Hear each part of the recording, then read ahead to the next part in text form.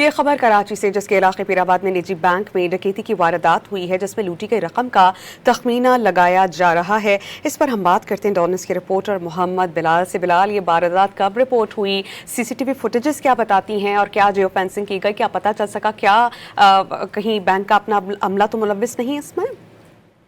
جی بالکل، دیکھیے اب سے کچھ دیر قبل پیرآباد کے علاقے منگو پیر روڈ پر نجی بینک میں ڈکیتی کی واردات ہوئی ہے۔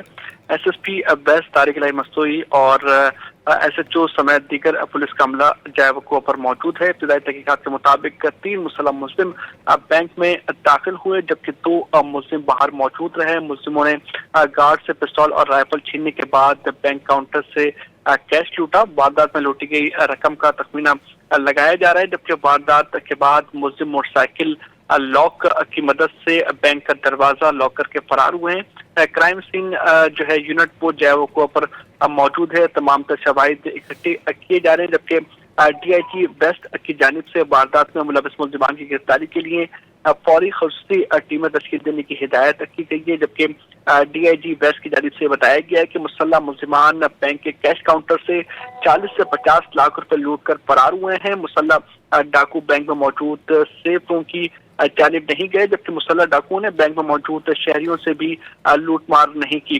جبکہ پولیس نے واردات میں ملوث ملزم کی تلاش شروع کر دی ہے۔ مختلف جو سی سی ٹی وی کیمرے ہیں ان کی فوٹیجز بھی دیکھی جا رہی ہیں اور پولیس کی جانب سے یہ دعویٰ کیا جا رہا ہے کہ ملزمان کو جلد گرفتار کر لیا جائے گا۔ بہت شکریہ محمد بلال، آپ نے اس بارے میں ہمیں اپڈیٹ کیا۔